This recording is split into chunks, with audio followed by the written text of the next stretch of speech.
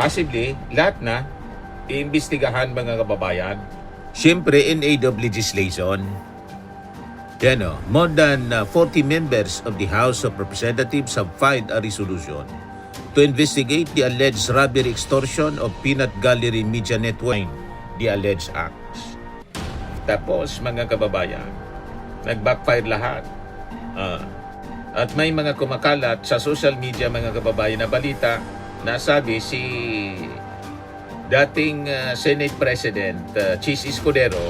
This video contains content from ABS-CBN who has blocked it on copyright grounds. PGMN Martin Romualdez video blocked on copyright grounds. The scandal that should finally end, Martin.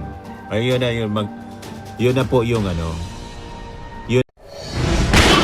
Nagbabagang mga balita at pagtalakay sa mga isyu ng lipunan. Bulsa! Opinyon, banat at paglalantad sa katotohanan. Bulsa! What you see is what you get. You decide. Ito mga kababayan, si Dante Maravillas. Ito yung pinaka-latest na balita mga kababayan sa Peanut Gallery Media Network, PGMN.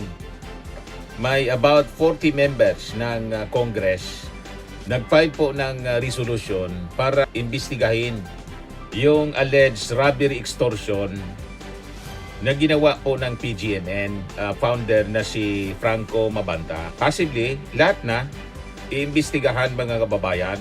Siyempre, in aid of legislation, more than 40 members of the House of Representatives have filed a resolution to investigate the alleged robbery extortion of Peanut Gallery Media Network. Yan yung final mga kababayan, resolution number 1006. Ang dami na mga members ng Congress, mga kababayan, 40. Yan sabi dyan, a resolution directing the House Committee on Public Order and Safety, Information and Communication Technology, and public information to conduct an inquiry in aid of legislation into the alleged robbery extortion, activities involving Peanut Gallery Media Network, including acts allegedly directed against public officials and private individuals with the end in view of strengthening legal safeguards against extortion, online harassment, disinformation, cyber-enabled coercion, and other abusive practices committed under the guise of media or public commentary. Whereas recent allegations have surfaced involving Peanut Gallery Media Network, also known as PGMN, in connection with supposed acts of robbery extortion directed against Representative Ferdinand Martin G. Romualdez. Resolved further that the committee invite and inquire the attendance of responsible officers, content creators, administrators, representatives, and other persons associated with Peanut Gallery Media Network, as well as any complainants, witnesses, law enforcement officers, digital platform, representatives, and affected parties for the purpose of determining the facts, circumstances, intent, and accountability behind the alleged acts. Tapos, mga kababayan, nag-backfire lahat. At may mga kumakalat sa social media, mga kababayan, na balita na sabi si dating Senate President Chis Escudero nagbigay ng 8 million pesos. Pinunduan daw itong PGMN. Ayan. According to super verified sources, Chis Escudero paid 8 million pesos for the video. Post ito ng 2 days ago. One Luna Vlog. So yun na kumakalat mga kababayan. So parte siguro yon sa alamin kung totoo. Kung sino yung nagpondo nito para siraan si Martin Romualdez. Alam naman natin po na si Chis Escudero walang ibang ginawa kundi banatan po si Martin Romualdez. Lagi niyang nami-mention sa mga press con, Martin Romualdez. Kahit si Bato de la Rosa, yung pagka-aresto sa kanya, ang sinisisi si Martin Romualdez ay pagka-aresto. Yung paglabas ng warrant of arrest ng ICC, hindi pa pala na-aresto. Isusoko na daw sa ICC. Kaya siguro, nag-sponsor yung 40 mga members ng Congress. Kasi may mga politiko possibly na talagang nagpupundo rito to unmask kung sino ang nasa likod ng PGMN para gawin ito mga kababayan na robbery extortion. So malalaman natin kung ano ang katotohanan sasabi ang nagpundo ng PGMN si Cheese. So pag ganon, backfire mga kababayan. So imbes na mapuruhan mga kababayan si Martin Romualdez, ang tunay ngayon na nabuking yung operasyon ng PGMN na sakute, natimbog po si Franco Mabanta, tapos si CJ Hero, sinugpe na ng NBI, kaya lang parang hindi pa pumupunta mga kababayan. Hindi pa nag-appear sa NBI. So, ang napuruhan mga kababayan, kung sino yung political machinery na nasa likod nito. So, sa halip mga kababayan na explosive expose, ang nangyari self-destruction. Pagkatapos, na-copyright pa ng ABS-CBN. Tinake down yata yung page ng PGMN. Ayan minala. This video contains content from ABS-CBN who has blocked it on copyright grounds. PGMN Martin Romualdez video blocked on copyright grounds. The scandal that should finally end, Martin. Ayun na yun. Yun na po yung makikita. Naka-block na siya. Hindi na ma-access. Kinopyright ng ABS-CBN kasi kinahoy man lang yung mga video. Diba? Backfire lahat mga kababayan. Pagmasamang gawain talaga. Ganon na nangyari. So, imbis na madiin po si Martin Romualdez na yun ang intensyon, ang nadiin yung PGMN. Nasa kote, mga kababayan yung founder. Nakasuhan ng robbery extortion. So habang nilang pilit na sinisira si Martin, mas nabunyag mga kababayan yung coordination talaga. Timing, orchestration, at political intent ng kanilang mga content. Ang mas mabigat yung kumakalat mga kababayan na lumalabas si Cheese Escudero ang nagpundo ng ganitong uri ng demolition narrative. So maraming dapat ipaliwanag si Cheese nito. Yun ang kumakalat ngayon sa social media. So ang nangyari mga kababayan is a classic example ng tinatawag na media vigilantism. Hindi man po journalism. Kasi po, ang journalism po naghahanap ng katotohanan. Ang media vigilantism naghahanap ng target. Ganon mga kababayan. Yun yung naging estilo nila Franco at saka ni CJ Hero mga kababayan. Hindi media, hindi journalism. Tinawag siya ng ating mga authorities na plain and simple extortion gamit yung media sa pamamagitan po ng trial by publicity, digital lynching, character assassination. Hindi po sila nagpipresent ng mga ebidensya na pwedeng tumayo sa korte. Sa halip, ang present nila mga edited clips, ayun kinahoy pa sa ibang mga media outlets. Ayan tuloy, na copyright pa, plagiarism, emotional scripting, sensational thumbnails, outrage farming, at saka mob engagement. Yun yung style nila mga kababayan. Propaganda operation ang ginagawa po. So malinaw hindi po siya journalism. Ang intention po manira ng reputasyon ng tao na pag hindi nagbigay sa pangingikil, sisirain ka. Yun mismo yung nai-record ng mga agents ng NBI sa kanilang surveillance operation. Ito yung tinatawag naming media for hire, kung sino yung magbayad. O, di ba? Mercenary media.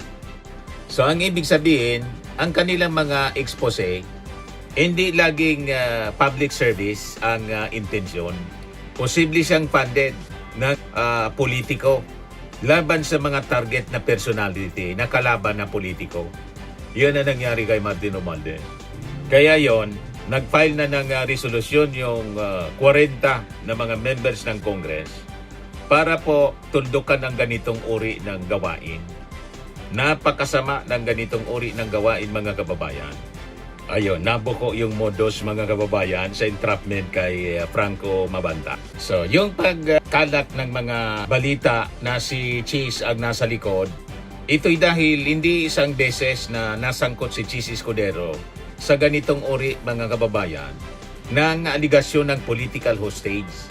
political hostage-taking tactics, pressure tactics, matatandaan mga kababayan, naging kontrobersyal yung usapin sa national budget dahil po sa revelasyon ni dating appropriations Chair Saldico noong last year, 2025. Ayon sa expose, nagkaroon daw ng banta si Cheese na i-delay yung pagpasa ng budget hanggang Marso 2025.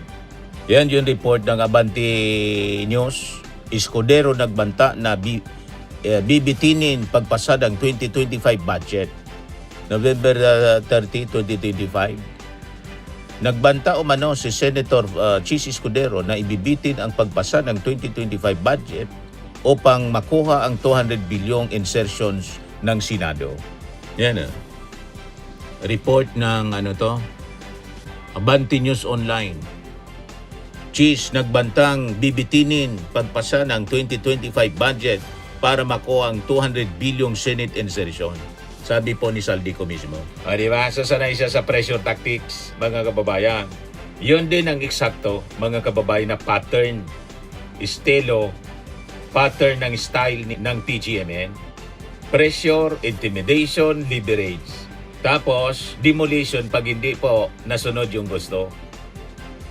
O yun ang nangyari, mga kababayan, na sakote sila. Naharap kasi po si Chis Escudero sa 142 billion insertions sa 2025 budget. Yan yung report ng Philstar. Sabi ni Soto, Tito Sen, Escudero alleged budget insertion should be probed. Yan siksik sa ham and Chis Escudero inserts 42 billion pesos in 2025 budget, sabi po sa report ng Politico News. Yan. Diba, mga kababayan?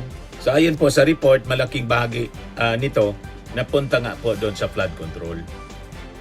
Infrastructure, local allocations, mga projects sa mga political allies, territories ng mga political allies ni Cheese. At sabi, habang lumulobo yung mga insertions, yung ibang sektor naman tinapyasan po ng budget. So ayon po sa report, umaabot sa 29% hanggang sa 33% yung reduction sa ilang sektor, mga kababayan.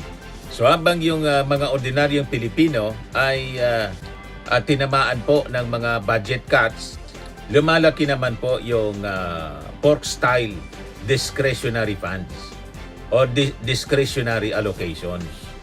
So nakikita natin, mga kababayan, yung pagkakapareho ng pattern, ang style ng PGMN tapos yung style ni Cheese. Pareho po yung operational pattern, pressure tactics, hostage politics, demolition narratives, coordinated attacks, and leverage-based politics. Kapag hindi nasunod, may public attack, may mga propaganda wave, may destabilization narrative.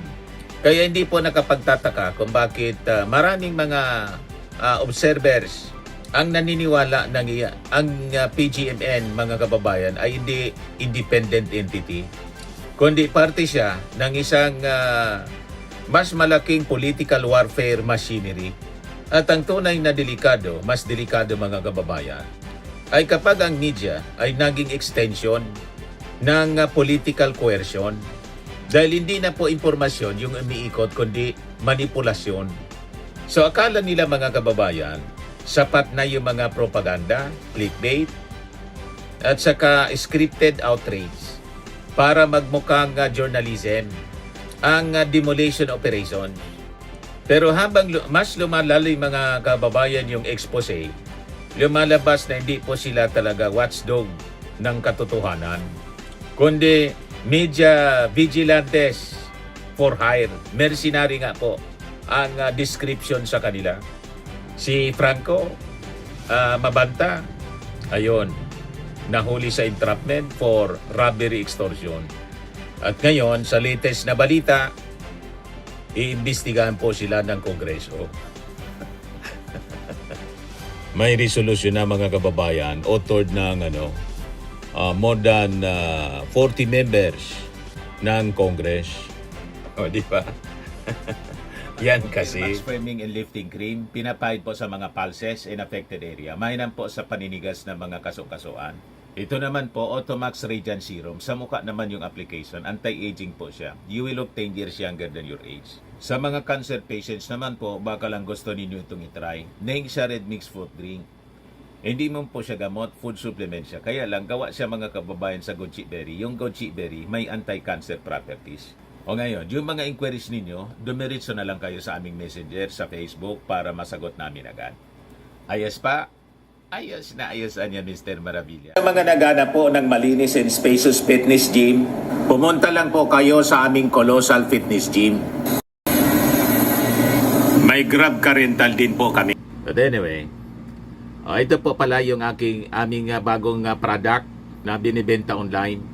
I am worldwide amazing pure organic barley powdered drink mix from Australia. Negosyo to ng aking anak na architect entrepreneur Riz Maravillas. Ayan po. Kontakin na lang po ninyo siya, Riz Maravillas on Facebook.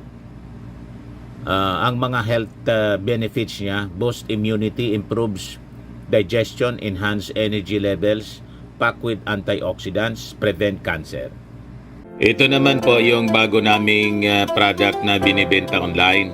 Eye Glow Serum, whitening po siya. Tingnan ninyo yung epekto sa aking anak na architect before and now. Yung mga inquiries po ninyo, dumiretso na lang kayo sa kanyang Facebook account, Riz Maravillas.